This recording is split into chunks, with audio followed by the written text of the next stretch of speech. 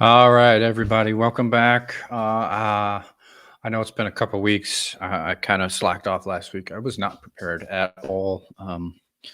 Couldn't get a guest. I had nothing. I had no notes. I had nothing to talk about. So I didn't want to bore you guys. I didn't want to try to force it, ramble, um, any kind of dead air. I didn't want to have to do that. So I kind of just didn't. So I replayed the episode before.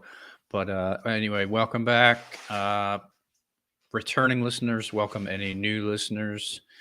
Um, Great to have you. This is High Octane. I am your host, Bob, and it's kind of going to be the same as the last episode. I found some interesting stuff I wanted to talk about, random stuff I thought was interesting. Maybe some updates for you guys that already know some of this stuff, but maybe haven't been following along as much as me. Possibly. I don't know. We'll see. I have about five different things I'm going to talk about. Um, mostly, actually, mostly EVs and hybrids, because that's where the market's going. And I thought all of it was fairly interesting. So that's what we're going to talk about today. So hopefully I don't bore you too badly. But first off, we're going to do, well, it used to be what are we drinking, but now it's kind of what am I drinking? So let's do that real fast. For those of you that don't know, I do like to enjoy a cocktail after work because I work long hours and I have a stressful job. So I enjoy a drink after work. So even during this podcast, I do enjoy a little bevy. So that's why we do this. So here we go. What am I drinking?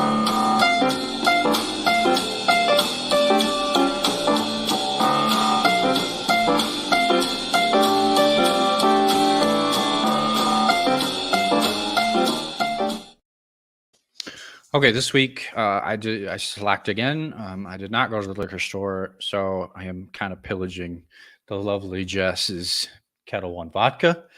Uh, so that's what I got. Everyone knows Kettle One. Everyone that drinks anyway. I don't need to show you the bottle, but that's what I'm having. So uh, clink, cheers, and don't drink and drive. So all right. Now that we're gonna be done with that, that's quick and simple. I'm gonna get right to it. Like I said, it's gonna be mostly EV. Actually, all EV and hybrid this week. I did find some really cool stuff that I thought I found interesting. Maybe not cool. I think some. This first thing I'm gonna talk about is actually pretty messed up, in my opinion. Um, Hang on, I gotta adjust my volume here. Hang on. Okay, that will yeah, that's much better for me.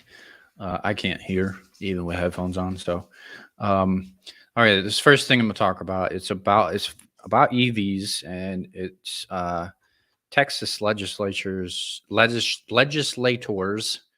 are they're trying to come up with a way to compensate for EVs taking over and them not getting as much in the gas tax as they have over the last, I don't know, 120 years.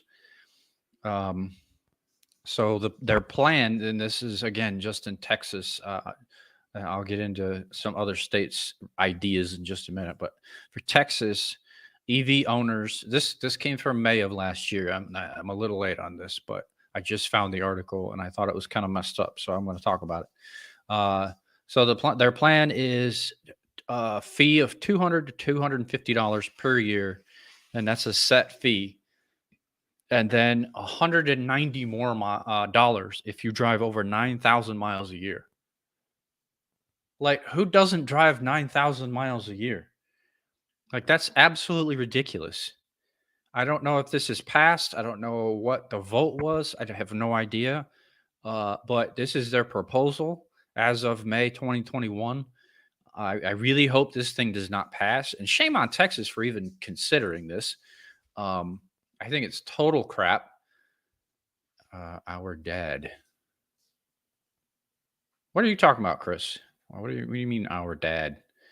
But yeah, 150, $190 if you drive over 9,000 miles a year. I mean, that's outlandish. So you could be looking at 200 to $400 a year just for driving an EV, an electric vehicle. That is absolutely ridiculous. Oh, yes, our father does definitely drive less than 9,000 miles a year. Jess probably does now as well. So yeah, yeah, absolutely. Texas is 100% against EVs. Well, at least the government, um, which I think is it's total bullshit.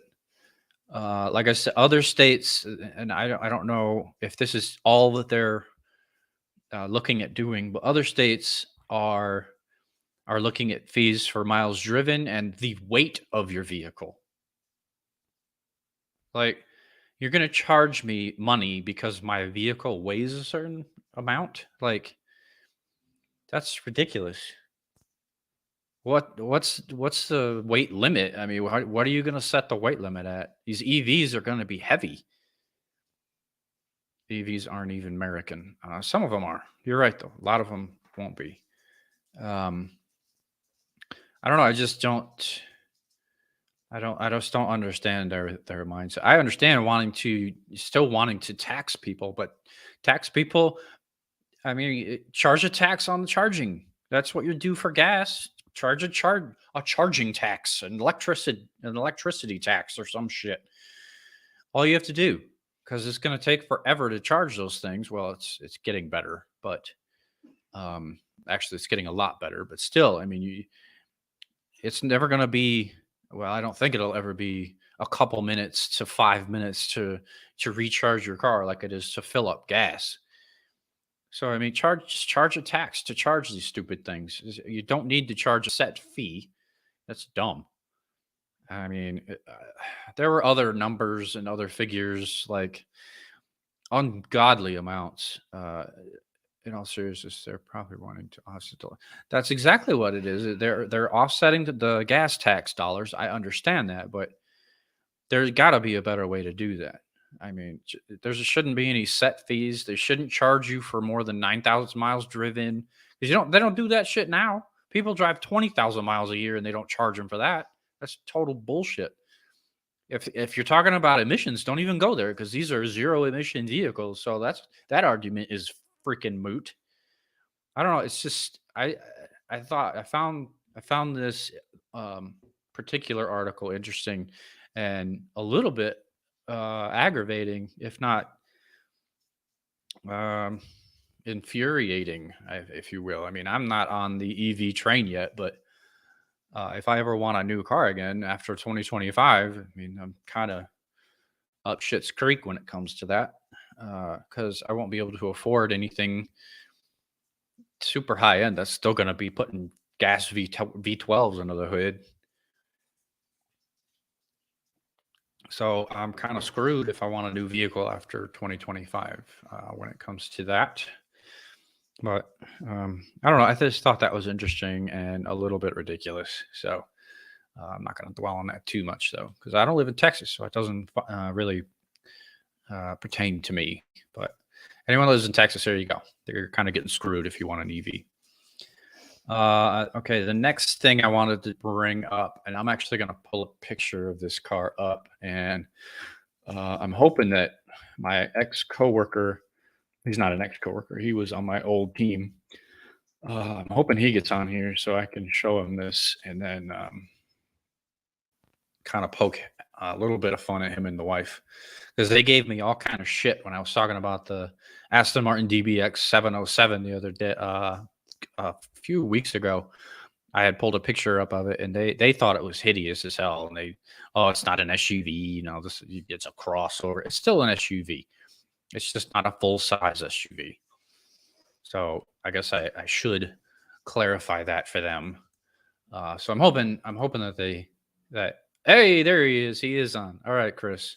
Okay, so this is all right. So let me get my computer all set here so I can share this picture of Aston Martin's new car. Okay, give me 1 second here. Welcome, Chris, by the way. Both Chris's, my brother and coworker. All right. So this is the Aston Martin Valkyrie. This is Aston Martin's brand new hypercar that was just released. They just started shipping these things to customers. And let me tell you, this thing's outlandishly, ridiculously over the top. Um, I don't know all the specific numbers on the car I'm showing you right now. I'm going to talk about the Spider version of it. Uh, I miss you guys too, Chris. Honestly, I have to be honest. I miss you guys too. I'm uh, not an overly huge fan of the team I went to, but it is what it is. But anyway, the Aston Martin Valkyrie Spider. What you're looking at is the coupe, fixed roof. Um, but this thing is, like I said, they're only making 85 spiders, and they're all sold already.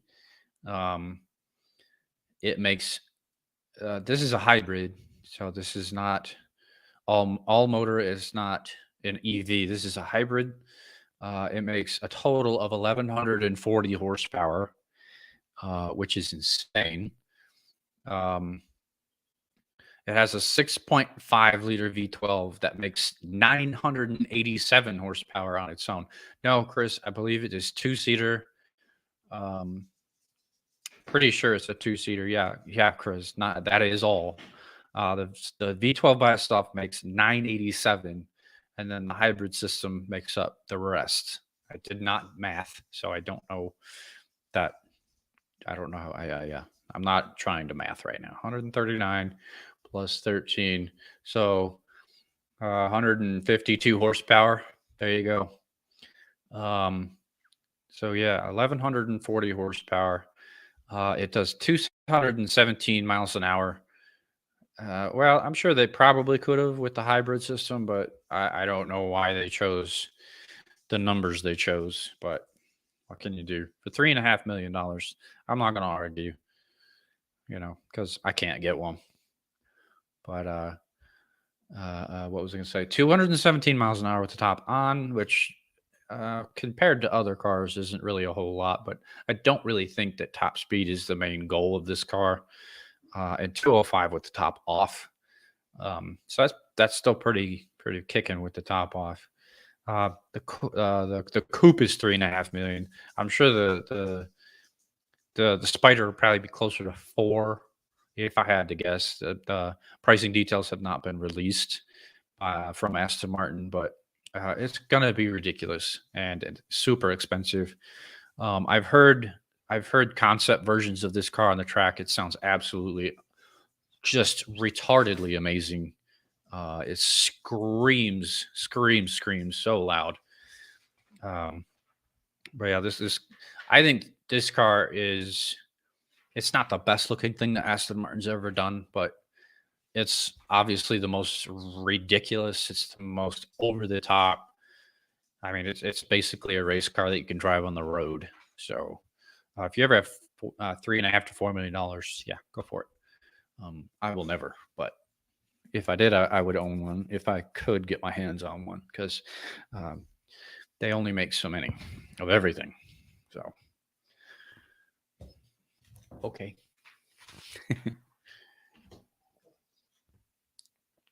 But yeah, that's the Aston Martin Valkyrie. I just wanted to bring that up because I know Chris and his wife kind of gave me shit about the Aston DBX 707 not being a legit SUV. It is a crossover SUV, so I need to clarify. That's my bad. It is not a full size SUV. It is a CUV, crossover utility vehicle. But I still stand by what I said, though. I love it. I think it's beautiful. Chris and the wife disagree with me, which is fine.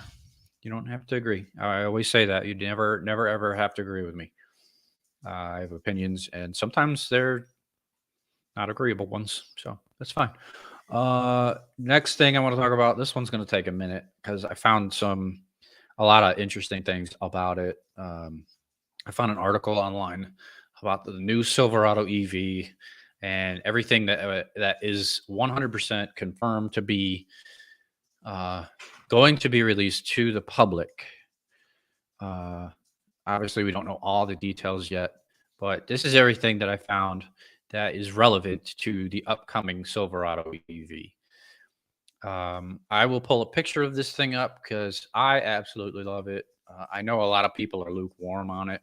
The styling, it doesn't look anything like a Silverado, blah, blah, blah. And that's one of the things I actually really like about it. I like the fact that they didn't just take the current Silverado, turn it into an EV like Ford did with the F 150.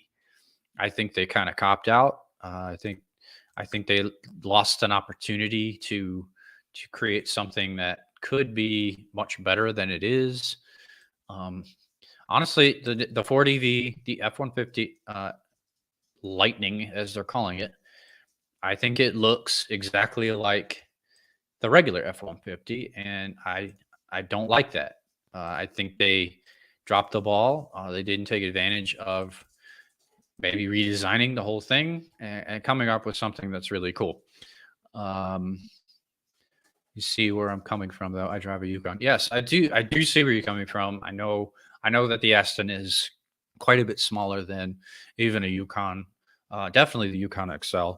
But I yes, I do see your point. Absolutely, it is a lot smaller, and it's not. I mean, anyone that buys an Aston DBX isn't going to take it off road. Um, and if they do, they have way too much money.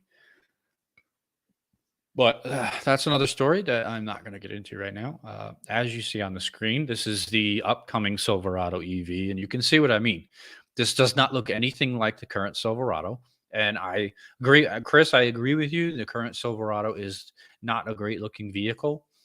Um, the interior upgrades for 2022 are fantastic, and this Silverado EV will share said interior. So thank God. It's going to have the giant infotainment screen. It's going to have the digital instrument cluster. It's going to have all of that upgraded stuff. Yes, Chris, I agree. This looks absolutely phenomenal to me. Um, and all right, so the base price is going to be $42,000. That's going to be for work truck trim. I'm not sure I'm not sure if it's going to be less than four doors. I don't know that. I haven't seen any pictures of like a regular cab. I haven't seen anything like that. This is the only thing I've seen of it. Crew cab form. I have seen the work truck version. It is still four doors. So, like I said, I don't know that it will ever be without four doors. So I think maybe in later years they might offer that, but I don't know. I don't think they should. But I'm um, a giant, so I don't care about regular cab trucks. It is going to have the same electric powertrain as the Hummer. It will not be as powerful though.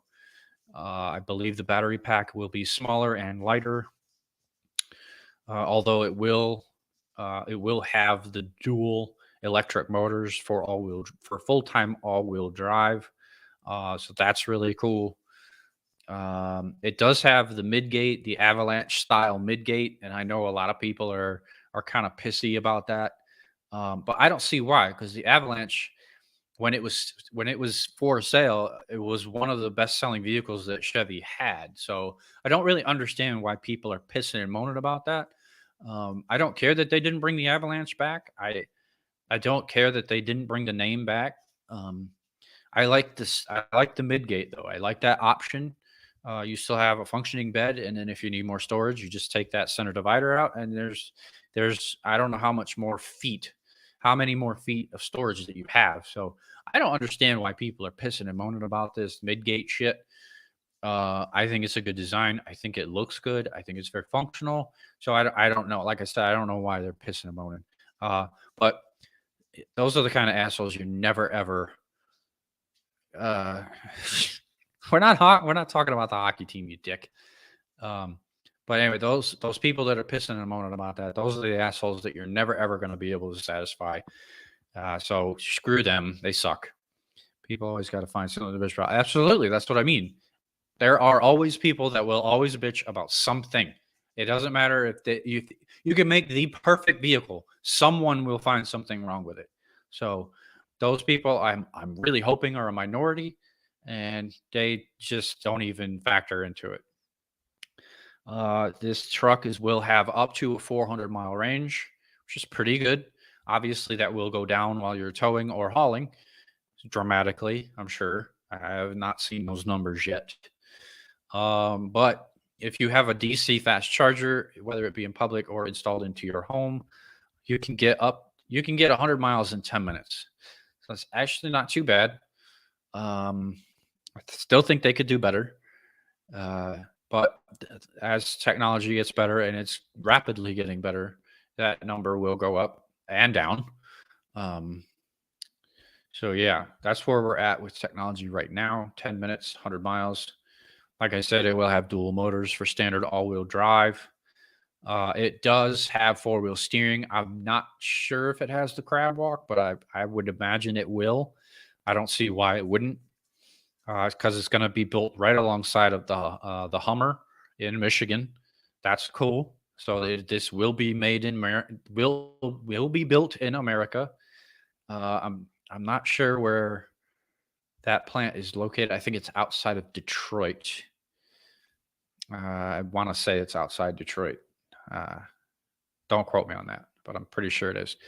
Um, Power wise, it will be. Uh, Jesus Christ, you got all the jokes tonight, Chris. Jesus, man. Anyway, power will be up to 664 horsepower through both motors. That's pretty good. This thing should move pretty well. Like I said, it's not as powerful as the Hummer, but the Hummer weighs significantly more, which I am going to talk about the Hummer very shortly. I found an article today about the Hummer, and holy shit, the numbers are mind boggling. So I will talk about that in just a little while. And either one of you Chris's want to come on here, let me know. I'll send you the link. I don't care. I'll bring either one of you in, just to banter, or if you guys have anything you want to talk about. There's no set list here. Not today, anyway. So towing and hauling. Um, the first initial numbers are 10,000 pounds towing. I think that's pretty good for an electric truck for sure. I think the diesel numbers currently for the dualies are like 18,000 pounds. So 10,000 pounds isn't actually too bad. But eventually joining the lineup, where there will be a version that can tow 20,000 pounds, so double it, and that's pretty good. Um, I'm sure it'll be a more powerful version and all that, but the initial hauling is only 1,300 pounds. So I don't know if that's good. I don't know if that's bad, but I don't see a lot of people putting a lot of shit in a $107,000 truck. That's the next thing I'm going to get into. The fully loaded RST is coming in at 107, and that's an estimate, as well as the base price. Those are both estimates because they're not released to the public yet. They haven't even started production, I don't think. But yeah, 42 to 107,000. It just depends on where you want to be in the range. But it's a little bit expensive. It is. It does come in a little bit cheaper than the Hummer, but it's also not as impressive as the Hummer, styling wise, power wise, acceleration wise. Like I said, I'll get into all that just a bit. Um, that's all. That's all we know for sure. That's gonna happen right now with the Silverado EV. Like I said, I like it so much better than the Lightning EV from Ford. Like I said, it looks exactly like the current F-150, and I think that's kind of a bitch out move. I like what GM did. They completely redesigned the truck, and they're giving somebody something new. They're giving everybody something new to choose from. So they didn't just do a mild update. They didn't just add that stupid front light bar all the way across the front. All right. Hey, broski. Yeah. How the heck did you join? I didn't join. I didn't send you a link. Yeah, well, I don't need your damn link because I have admin powers. I can video bomb your ass whenever I want. I figured. That's all good. What's going on, brother? Oh, not much. We're actually getting ready to head up to Nashville to go to our Valentine's dinner. But I just thought it'd be funny to just kind of show up on here, considering you said you'd show me the link. I was like, send me the link. I was like, I don't need your damn link. That's all good. Where are you guys headed? Where we always go. We're going to Maggiano's, bro. Maggiano's. Yeah. All right. Well, bring me a free pasta. Bring you a free pasta? Yeah, you get free pastas, homie. It all depends on what you buy. Well, that's true. They have to be like the classics or the favorites or whatever. Yeah, like the 5 or 6 classic ones they got. But yeah. So, but hey, anyway, so, not to completely derail your show. Did you? Because I walked out of the kitchen for just a second while you were going over the specs on the new EV here. The only thing I caught was the base price for the work truck. Yeah. What were the other trim level prices? I didn't write all the trims down, but they range from these are estimated prices. The base is 42, and then the RST, like the range topper, is 107. Holy shit! Okay. That there are, I want to say 6 or 7 different trims. So I mean, you could go middle ground and be at like 75.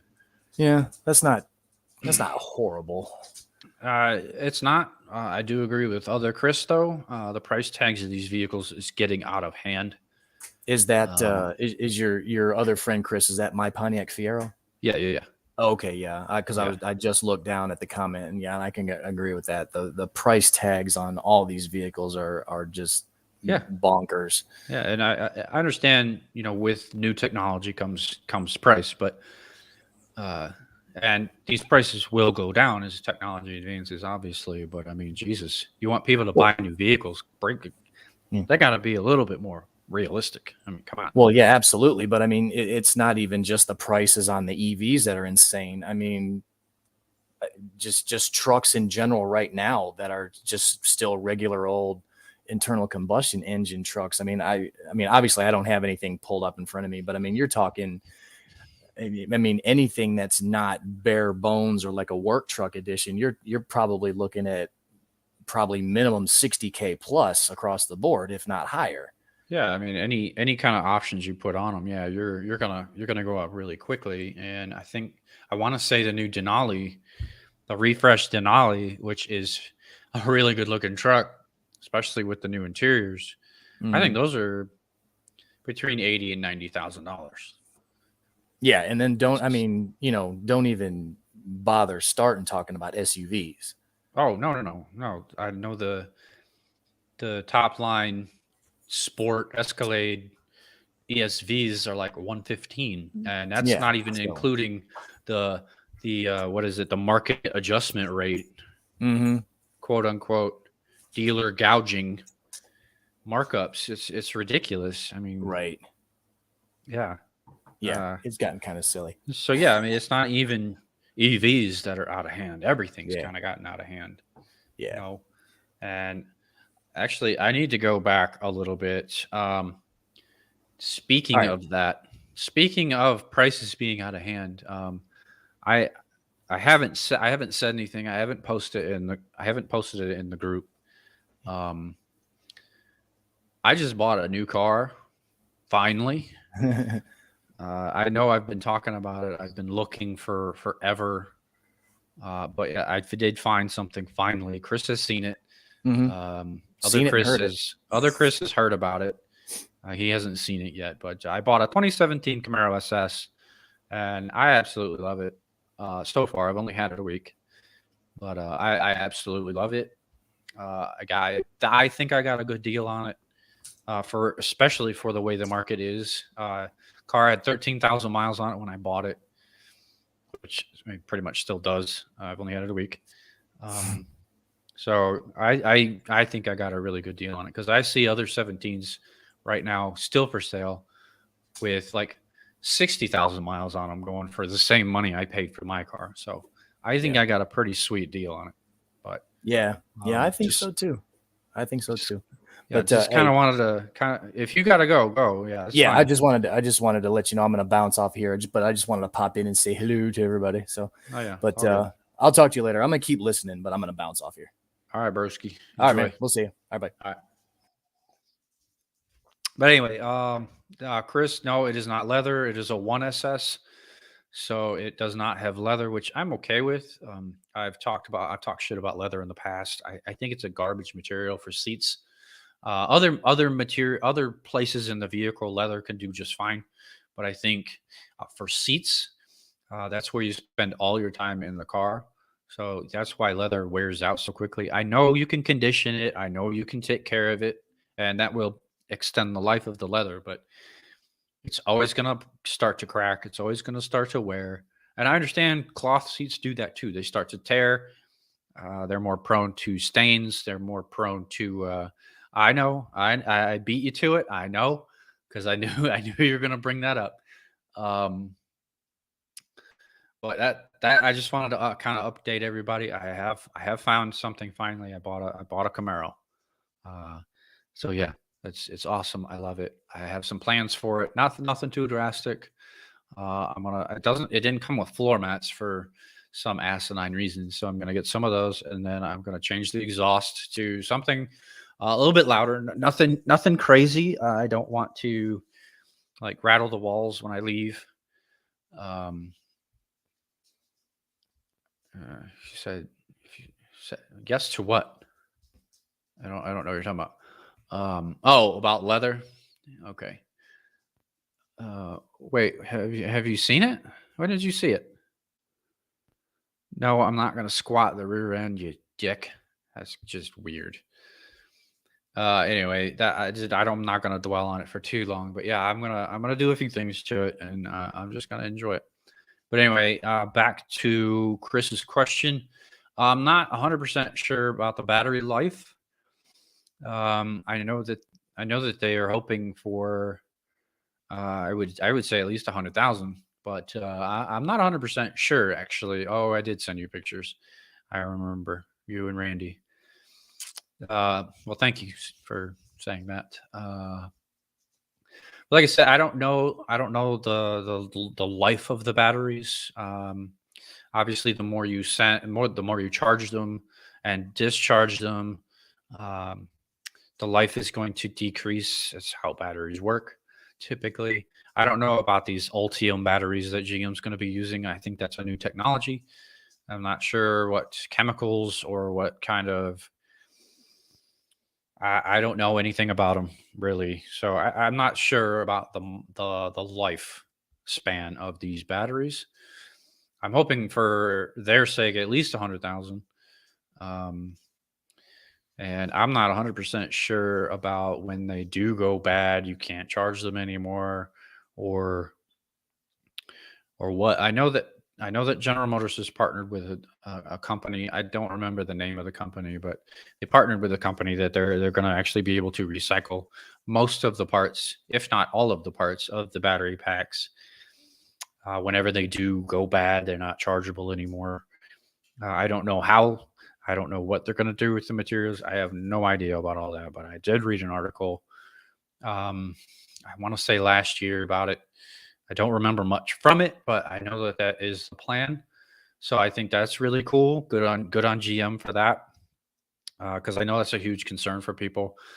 And you know, with the environmental impact of when batteries go bad, they say you can't recycle them or you can't repurpose them or whatever. Well, apparently you can. Okay, 100% recyclable. That's absolutely fantastic. Smart because of the government pushing for EVs, to be 100% taking over the market. So yeah, if they're 100% recyclable, which I do believe that you're right, Chris. I think that's really good. I'm fully on board for that. Okay, so the next thing I found, it's not a lot. This one won't take long. It's about the Ram EV. When we hit trading, I believe. Okay, all right, yeah, I believe you're right. The Ram EV is coming up. We have not seen any pictures of it yet, except for little teasers. I wanna from the teaser. I think it's going to look a lot like the Silverado EV. Obviously, it will look different, but I mean, maybe profile wise, it'll look similar, have similar lines. It may even have the mid gate, which I think General Motors should have patented if they didn't. I think they may have, which no, I don't think they did because Honda with their shitty little Ridgeline kind of copied that look with the first body style Ridgeline, and then when it didn't sell, they redesigned it because the first one was a piece of shit. And it was ugly, and it's a Honda. Anyway, the Ram EV is going to offer a range extender, which in so many words is a combustion engine that will charge the batteries, which makes that a what? What is it? A hybrid. Exactly. That makes it not an EV. So the first Ram is going to be a hybrid, not an EV. Do not call it an EV Ram.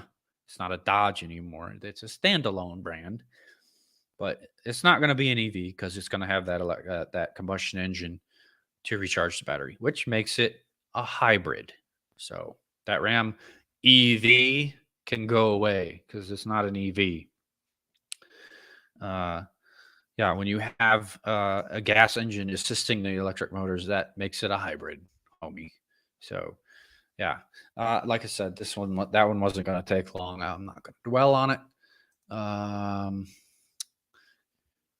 Okay, I closed down the wrong thing. All right, let me refind it. Hang on. Give me 1 second, guys. I had it pulled up and then I closed it. Okay, give me 1 second. Just bear with me. It won't take long to find. Here it is. All right.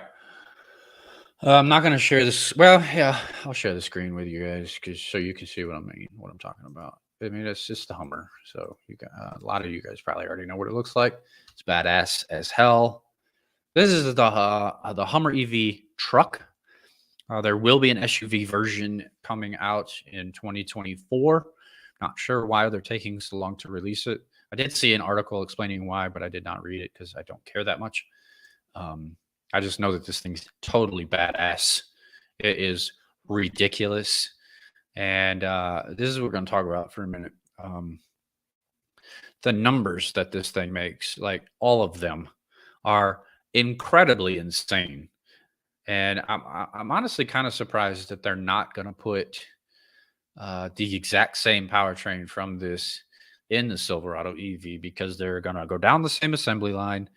It's practically the same vehicle, just with different bodies. Like I said, the Silverado will have a slightly lighter and smaller battery pack. The motors won't make as much power. Blah blah blah. Whatever. But let's get into this real quick. The numbers on this thing, like I said, are absolutely staggering. So that's what I want to talk about. This article actually covers just the main focus is the miles per gallon equivalent to the electric range, and they're actually quite surprising to me. I was surprised when I read this. So let's get into it real quick. First thing, and this is the first edition pickup.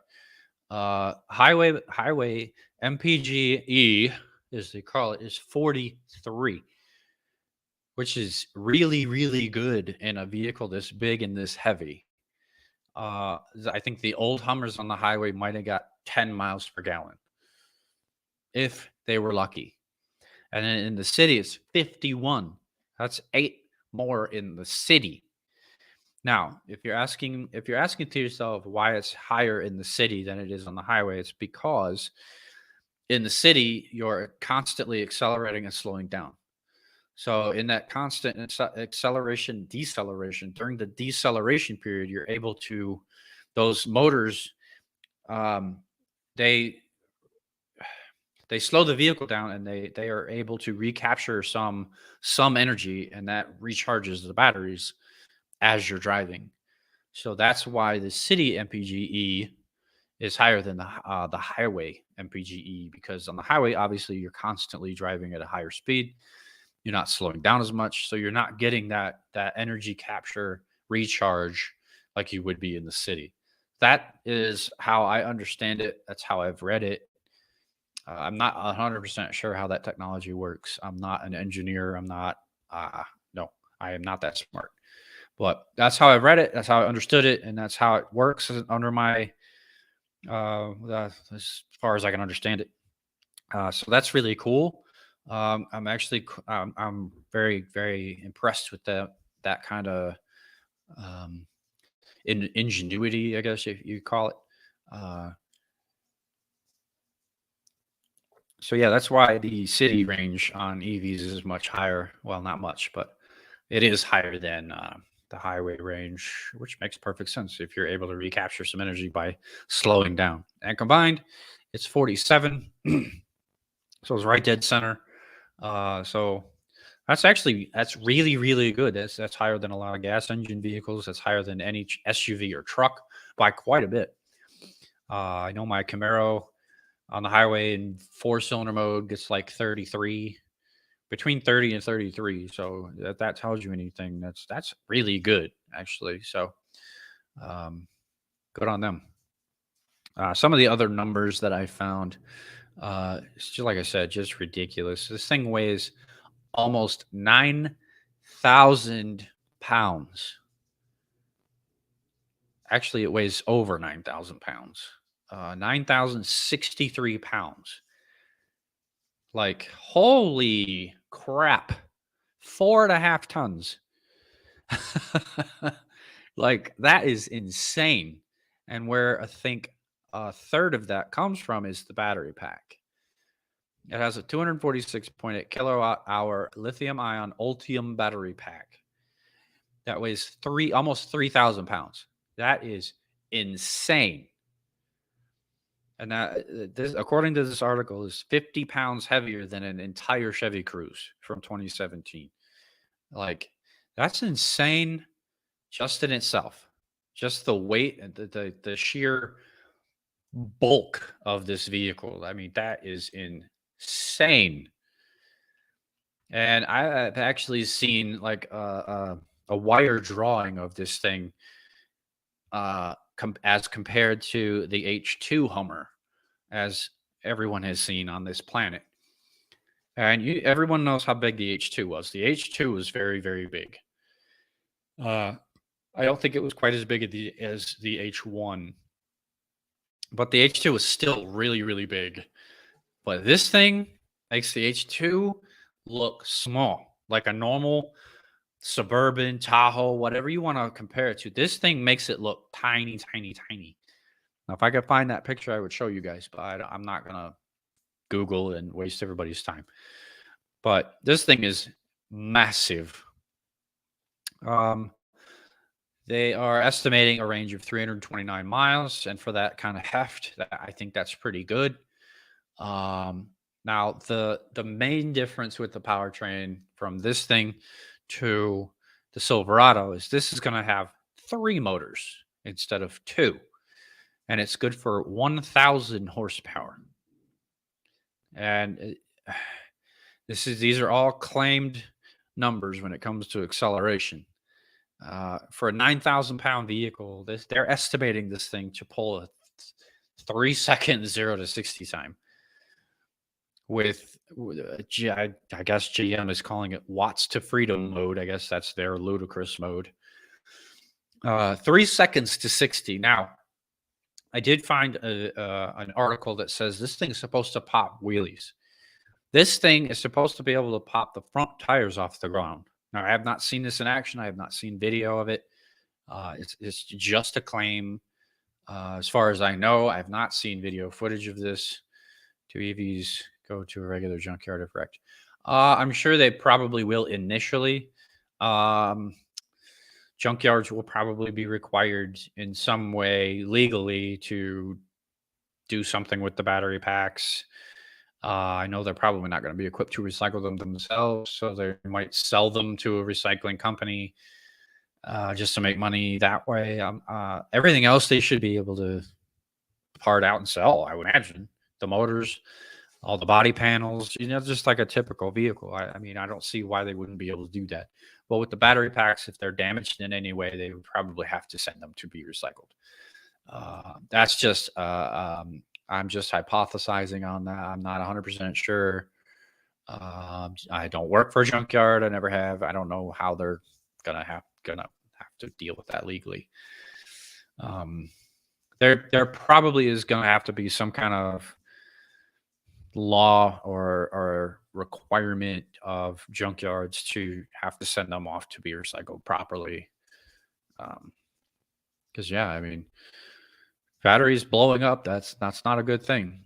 That's why Fisker is struggling. They actually went out of business completely. That's why the Bolt has been discontinued, because these things can spontaneously combust if they're jarred too much and the chemicals heat up way too fast. That's what causes batteries to catch on fire. So hopefully that doesn't happen with any of these. Fingers crossed on that. I don't want GM to have any more problems with that. Or with these new Ultium batteries, I'm hoping they have that problem solved. Like I said, I don't know. I don't know how they're built. I don't know anything about them. It's going to have an extreme off-road package, underbody skid plates, 18-inch off-road wheels, 35-inch tires. I'm just glad they're not putting huge fucking 22-inch wheels on this thing. I just think it's obnoxious, and it actually has legit thick sidewall tires and pretty knobby tires. If I'm looking at this correctly, the skid plate looks pretty beefy too. Probably upgraded suspension and all that bullshit too. But like I said, I don't know. Let's see. Price wise, everyone knows this thing's going to be ridiculously expensive when it first comes out. The edition 1 is going to be the most expensive, so 110,000 to start. I don't know what options are going to be available, obviously, but I'm sure it will get more expensive. It comes out, or it was supposed to come out the fall of 2021. I don't think they are actually being shipped yet. I could be wrong. They might be. I'm not sure. The edition 1 and the EX3X, I don't know what all these stupid alphanumeric denominations stand for. They will have 3 motors, differing power levels, obviously. The edition 1,000 horse, 3X 800 horsepower. The torque is where we're gonna get insane, and I don't understand how this is a real number. Any of them, honestly, because I know what gasoline engines are capable of, and I know what the Teslas are making. How many 0 to 60 poles can make in a single charge? Probably not too many. I mean, like I said, the overall heft of this thing and just the estimated normal driving range, I'm going to say not too many. It's going to drain it pretty quickly, I would imagine. But when we talk about torque, these numbers are just incredibly, just hard to believe. Really, really hard to believe. Now, the edition 1, initially, they talked about 10,000 foot-pounds of torque.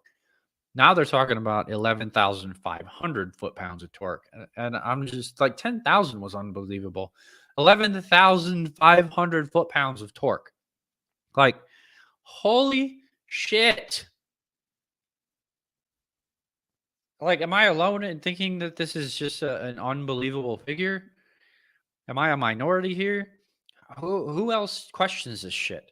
Like, I know that like high torque numbers can be made, but I mean, top fuel dragsters, they're making like 8,000 horsepower, and it's probably around the same amount of torque. But those things can only be driven 4 seconds at a time, and then they have to be rebuilt. So, I mean, I understand it's 3 electric motors, and electric motors make gobs of torque, and it's on demand, it's immediate, it's always there. I understand that. And there's 3 of them in this thing.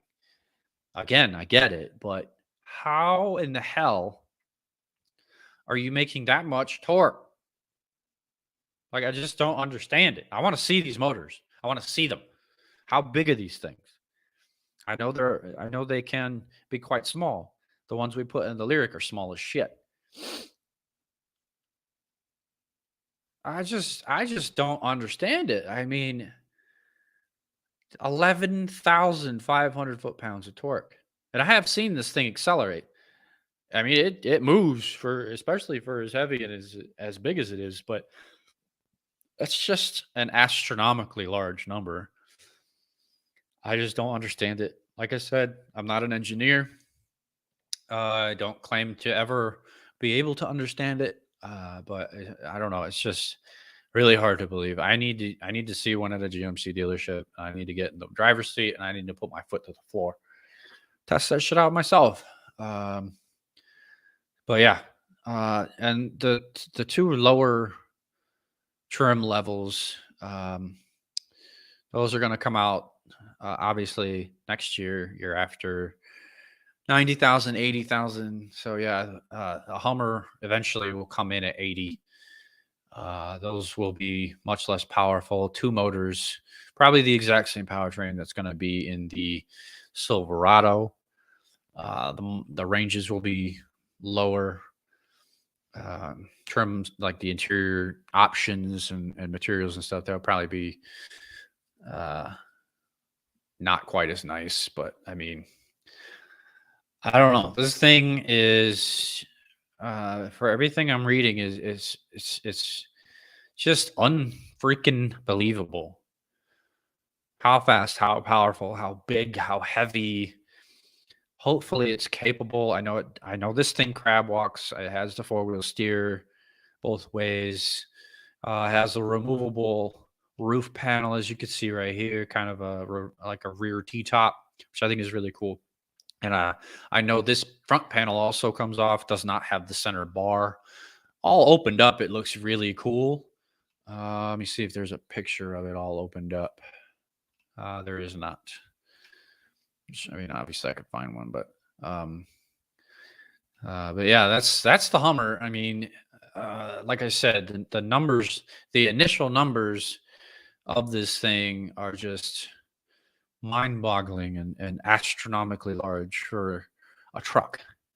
Is what I mean. Like, obviously, there are far more expensive vehicles, but it's just ridiculous.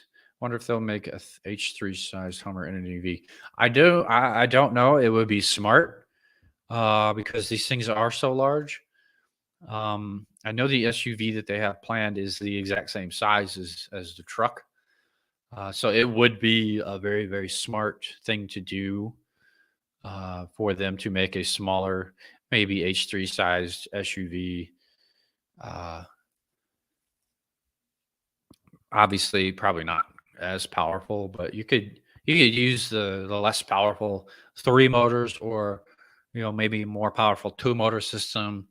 Uh, Obviously, it would they would want to have the 4-wheel steer crab walk shit. I think those torque numbers are all, yeah. I know they're all combined, all 3 motors, but it's just, oh my god, is that Brian? Brian, is that yo? But yeah, I know it's all 3 combined. It's just crazy to me, like the torque numbers. Even 7,400 with the 2 motors, that's incredibly just mind-boggling to me too. All right, I figured that was you, Bry. Welcome, sir. Good to have you. But yeah, the numbers are just insane. I look forward to seeing them on the road. Just the sheer size and the just the menacing, just I'm gonna run you over and eat you presence that they're gonna have on the road. It's just incredible. But that's kind of all I had already to talk about. Let's see. I know that one of the magazines, I want to say it's either Motor Trend or Road and Track, had their performance vehicle of the year, and I think this is the first time they've ever done that kind of comparison. Um, General Motors had, I want to say, I know both Blackwing Cadillacs, the CT4 and CT5. I'm not sure that the Camaro or the Corvette were in that list. I would have to go back through and look, but anyway, the only reason I brought that up is because it's just infuriating that General Motors only has two worthy vehicles, according to them, that they wanted to even have in that, I guess, category, if you will. I don't know why they didn't use the Camaro or the Corvette. If they didn't, like I said, I didn't look at the whole list. And Chevy may not have even brought it to them. Either one. They may have wanted to include them, but if General Motors didn't bring them, then they can't test them. But I don't know. It's just, like I said, GM is taking that option away from people. I know that the Malibu, they're still building it, but you can't order it anymore. So that tells me that it's on its very last leg. They're about to discontinue it. I know that they discontinued the Spark. I believe it's done after this model year. The Impala's gone. The Sonic's gone. And yeah, so after the Malibu, no more cars except for the freaking Corvette. And if you really want to talk about the Camaro, it's about to be ruined. So I know I brought that up before. The Camaro's about to be turned into an electric sedan. Hopefully they don't even call it the Camaro anymore. Just bring back an old nameplate. Bring back the Nova. Bring back. Make it the Impala. Just call it the Impala at that point. Just make it a little bit bigger. Call it the Impala and make it electric. Do not change the Camaro to an electric vehicle, especially a 4-door. It's just so annoying when they do that shit. You're ruining a nameplate that's been around for 60 years. That's what they did with the Mustang, making it an electric SUV. That was a mistake. It's a piece of junk, and you've completely defiled the name. I don't like Mustangs, but they've been around since 1954, and you completely shit on that name. You don't do that with cars that have been around 50 plus years. Sorry. Not sorry, actually. Screw you. I don't know. It's just annoying that they do that shit. And I don't understand like the way the mindset, or like the thinking process when you have a decent car. Granted, it's not the best looking vehicle on the road. These latest Camaros are pretty bad actually to look at, but they still perform well. They don't offer enough powertrain options, in my opinion, but they still perform well. And then, making the shift to EVs, like, okay, fine. Everything's going EV, even sports cars. Fine. I know it's going to get there eventually. Why do you need to change from a 2-door to a 4-door? What has me like questioning the thinking, like the mindset. Why are you doing that? Chris, you're right. The front fascia on the Camaro, and I'm not a fan of the new taillights either. It's just not a good looking vehicle. It has the overall profile that's still fine, but yeah, the front and rear ends, just the redesign was bad. And like I said, they don't offer enough powertrain options, in my opinion. I think they could have used the C7 ZR162 supercharged V8. Kept it just the way it is. Used the 755 horsepower. you would have been able to compete with the Challenger and that ugly ass GT 500. Um, you'd have been able to compete with them just fine with that motor. And even if you had to tinker with the computer a little bit, get 800 out of it, fine. That's what you needed to do, and General Motors has not done it. They've done themselves a disservice. They've done Camaro faithful people a disservice. The ZL1 is fine, the 1LE for sure, but it's still underpowered to be able to compete with the what is it the Hellcat Red Eye and that GT 500. I'm sorry, not sorry. You have done yourself and your customers a giant disservice.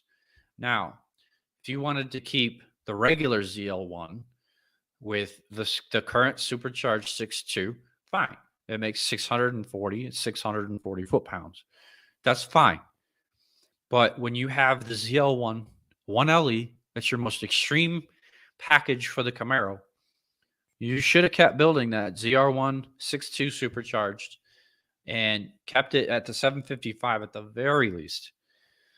Put some freaking giant slick tires on it like the Hellcat Red Eye did. I don't care if you have to wide body the damn thing. I don't care. That's what they should have done. They have, like I said, they've done a very large disservice to their customers, to themselves, and to the Camaro name. And I'll go a step further. If you want to bring back the Z28, which you did back in 2013, do that. You don't even have to do the ZL1 1LE bullshit. Call it the Z28. Put that supercharged 6.2 out of the ZR1 under the hood. It'll fit. Believe me, it'll fit. And that's all you have to do. That's your Z28 right there. As soon as people hear 2022 Z28, 2023, whatever the hell you want to do, I don't even care if it's like the last hurrah for the Camaro before it becomes electric. For 2025, I don't care. Put that engine under the hood, call it the Z28, give it a traditional manual and a clutch pedal, and you won't be able to sell enough of them. I guarantee it. I will put everything that I own against that. As soon as your Camaro faithful, here's Z28 is coming back. As many as you build will sell. Period. The SUV, Brian? Is that what you mean? If that's what you're talking about, I have seen it. Let me pull up a picture so everyone can know what he is talking about. I don't remember the name of it. There it is. Tonale. Freaking Italians. I don't even know what that means in Italian. I like it. It's a decent looking vehicle. It's not as nice as the Stelvio, in my opinion, but I do like it. It's a very good looking vehicle. Obviously, it's much smaller, but I like the front end. I love the headlights. All right, let me show you guys what we're talking about. Okay, so this is the new Alfa Romeo from Stellantis, Dodge, Ram, whatever, Chrysler, but all under the same envelope, umbrella, whatever you want to call it. It's the Alfa Romeo Tonale. Like I said, I like it. I think it looks good. Comes with a 4-cylinder gas engine, and it comes in a hybrid form. I like it. I don't know all the specs of this thing.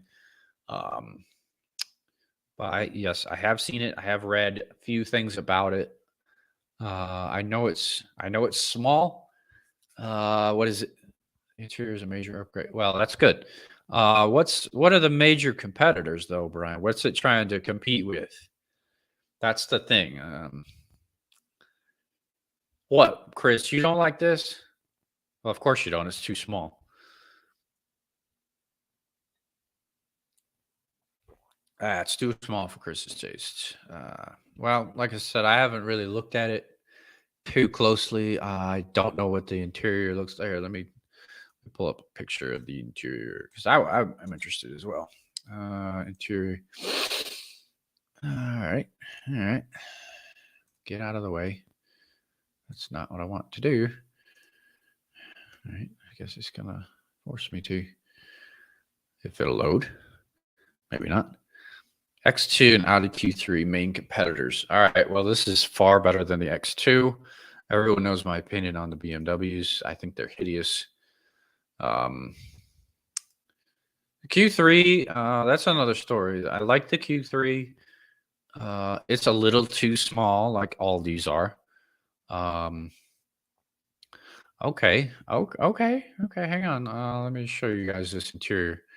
1 second. This actually is pretty nice.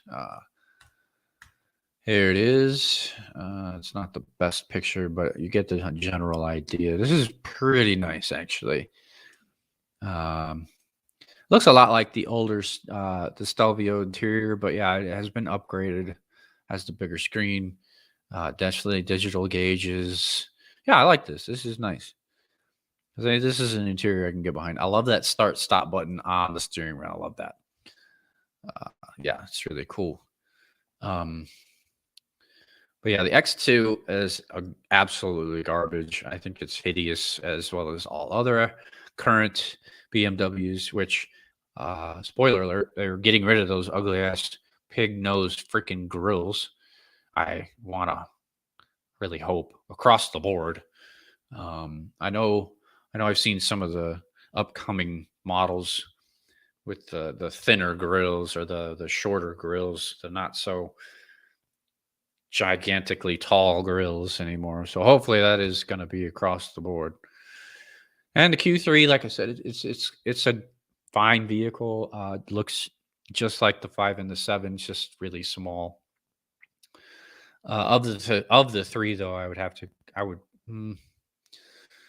If this thing was more powerful, I'd probably go with this. I don't know what the Q3 comes with power. I know it comes with the 2-liter base. I know that they do.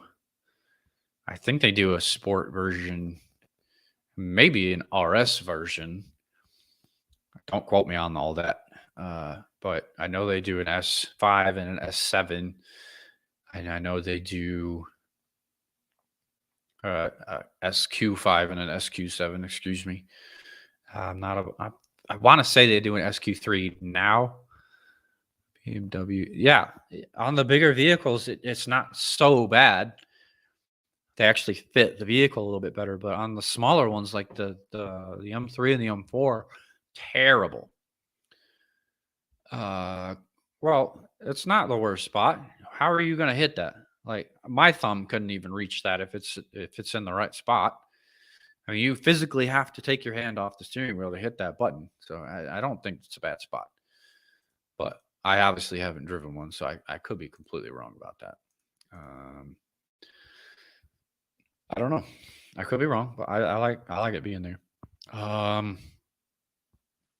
Like the start stop button on my car is, I don't know. It's kind of like you have to like contort your wrist kind of around the steering wheel to get to it. So it's kind of like not in the best spot. But what can you do? That's the worst thing about the car. I'll take it. I'm not going to complain about the start stop button, but I like the way I like where it is on this thing. And then in the Audis, it's on the dash next to the gear shifter down there. So sorry, I have the hiccups. It's down here next to the shifter. I like that too. But whatever. It's fine. But yeah, if I had to choose one of these smaller SUVs, which I never would, I'm too big for them. But if I had to, it would be between the Alpha and the Audi for sure. Mercedes doesn't make anything that's good in this segment. Like I said, the X2 sucks. Not sure anything from America is worth a damn. I like the Equinox, but it's far from this level. If you want to throw the XT4 in the mix, I do like it, especially with the 2.7 turbo. It makes really good power, makes even more torque. So it's kind of a wash. They're all really nice, except for the Beamer and the Mercedes. but from Germany, Q3 for sure. Italy, I'm pretty sure this is probably the only thing in the segment. The UK, I don't think. I don't think. Well, Jaguar probably has something that could compete with this. I don't know if I'm a fan of it. I like the bigger Jag SUV, especially the what is it? Like the Uber SVR or whatever version of it. Yeah, that's really nice. But as far as in this segment, I don't think I wouldn't like anything from Jag. Land Rovers kind of priced themselves out of the market, and I don't like the Discovery at all. If I don't even think the Discovery is this small. I know the Evoque was a little bit smaller, but I'm not sure if that would be in this segment or not either. I was never a fan of the Evoque. I thought it was always underpowered. I hate a 2-liter turbo. I think that um, I guess just a shame that everything comes standard with a 2-liter turbo anymore. I mean, trucks are even starting to get not 2 liters, but they're small 4-cylinder engines, which I will say this, the Silverado's 4-cylinder turbo, it makes like crazy torque. I'm not 100% sure on the figure, but it's over 400 foot-pounds. And that's really good for a 4-cylinder. I want to say it's a 2.7 turbo. I think that's right. But I saw an updated torque number on the 2022s. And yeah, it's like 440 or 450 foot-pounds of torque. That's a lot out of a 4-cylinder. I just thought that was impressive. I could be completely asinine and ignorant on that, but I thought it was pretty impressive for out of a 4-cylinder. But I don't really have much else to talk about. It's going to be a little bit of a shorter episode. I'd really like to find a regular guest to come back in, as George has kind of ghosted me completely. So I'm trying my best to do this by myself. I don't have a wheel talk question unless Brian or Chris, you guys want to ask me a question right now. We can do it that way. But not having a guest kind of makes it a little bit pointless to do it. I can't ask myself a question because I probably would already know the answer. Obviously. What happened to George? I don't have any idea, man. After the Andy Pilgrim episode was confirmed, not even after the episode happened, after it was confirmed, he just completely disappeared. I don't have any idea. I called, I texted multiple times. I messaged him on Facebook, on Instagram. I got nothing. Then I think it was late last month. I finally got a message from him. I'm not gonna say what he said because that's his business. But he told me some shit, and then I called him on it being shit, and I haven't heard anything again. So I have no idea what's going on with him. He's completely ghosted. He's not on social media. I mean, he's still on it, but he hasn't been on it. No text, no calls, nothing. So I don't know. He's completely just off the grid. I have no idea what's going on with him. I don't want him. I wish him no harm. I wish the best for him, but he's completely gone. And Randy would probably be fine, but John maybe not so much. He's got other things going on. I don't know that he would be able to focus. But either of you have a question that you could ask real quick? If not, it's cool. But I'm gonna get off here. If not, because I want to relax. But yeah, if you guys have a question, feel free to ask it. I'll answer it to the best of my ability. Jess will come on periodically, very, very not often. But like the last time she came on, it was fun. It was a good episode, and I might try to find another list like we did last time, and get some banter going, some comedy. Try some of that again. John would be hilarious, but like I said, I don't know how long he'd be able to focus. So I don't know. Maybe if he wants to come on, I'm not against it. But yeah. Yeah, I mean, if you guys don't have a question, I'm gonna call it for the night. I did my best to run an hour 15. Um, thank you guys for watching, listening, commenting, giving any kind of feedback. Um, I got the little ticker here going running on across the bottom of the screen. Anybody that isn't in the group or doesn't follow the YouTube page, channel, whatever you want to do, go follow, subscribe to both of those. Group's pretty fun. All the videos go straight to both. We're also in a couple other locations, but those are the main two, YouTube and Facebook. So if you guys like what you see, what you hear, if you ever want to just argue back and forth with me or anyone else in the group, uh, whatever, your opinions are welcome. No one will talk too much shit to you, but we will talk shit. That's what we do. But I mean, I'm gonna call it. This was a good time. I feel like I provided some decent information. Uh, I clarified my mishap with Chris a couple of weeks ago. The Aston Martin DBX is a CUV, not an SUV. Beautiful vehicle. Don't care what you say, Chris. Uh, but that's gonna do it. Thank you again for listening and watching. We still have T-shirts. We still have hats for sale. You guys want one or both? If you get both, we'll cut you a little bit of a deal. Shirts are 20, hats are 25. If you buy both, I'll take $5 off. I am going to take the SS2 to track. Well, I am crazy, and that's fine. But I am taking it to the track. I was gonna actually kind of keep this under wraps until it got closer, but Andy Pilgrim, Mister Andy Pilgrim, the man, he has invited me up to Bowling Green to do a little bit of private track time. We're gonna do some lead follow. He's gonna take me around in I don't know what, but that's gonna be in April. So yes, the SS will be on track in a couple months. I'm very much looking forward to that. It's gonna be all the fun. If Andy's ever listening to this, again, I appreciate the invite, and it will happen. We will absolutely make that happen. It'll be super fun. And yes, the SS is going to be on track soon. And I'm hoping my dad will make it down for that, because he would like to meet Andy as well. So yeah, it's going to be probably late April. But can I bring a few out? Yeah, bring it on. Shit, there was a Miata out there last April when I went. So yeah, I mean, the Fiero, it's more than welcome. I will let you know all details once they're set in stone.